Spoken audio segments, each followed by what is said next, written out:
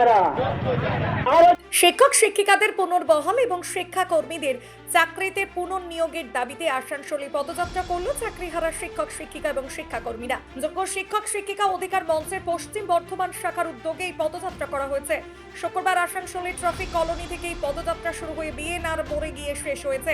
এই পদযাত্রার মাধ্যমে গণস্বাক্ষর অভিযানও করা হয়েছে। এই গণস্বাক্ষর পত্রটি রাজ্যপাল দেওয়া হবে বলে জানিয়েছেন চাকরিহারা শিক্ষক শিক্ষিকারা। আজকে আমরা এখানে উপস্থিত হয়েছি যোগ্য শিক্ষক শিক্ষিকা অধিকার মঞ্চের তরফ থেকে। যারা শিক্ষাকর্মী আছে এবং শিক্ষক শিক্ষিকা যারা আছে তারা আমরা এখান থেকে পদযাত্রা করব বিএনআর পর্যন্ত।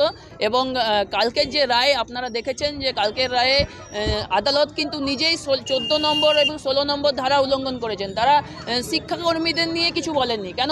তাদেরও তো সংসার আছে, তাদের নিয়ে কেন? একটা স্কুল চালাতে গেলে যেমন শিক্ষক শিক্ষিকা দরকার হয় সেরকম শিক্ষাকর্মীদেরও দরকার হয়। তো আমরা কালকে দেখেছি এই রায়ে আমরা একদম সমর্থন করছি না এবং আমরা এরপরে রিভিউ পিটিশন করব এবং রিভিউ পিটিশনে যোগ্য যাতে সরকারকেও অনুরোধ করব বা সরকারের উপর দায়িত্ব যে সরকার কিভাবে রিভিউ পিটিশন করে আমাদের জিতিয়ে আনবে। কারণ কি দুর্নীতিটা কিন্তু সরকার করেছে, এটা সবাই বুঝতে পারছে পশ্চিমবঙ্গের মানুষ।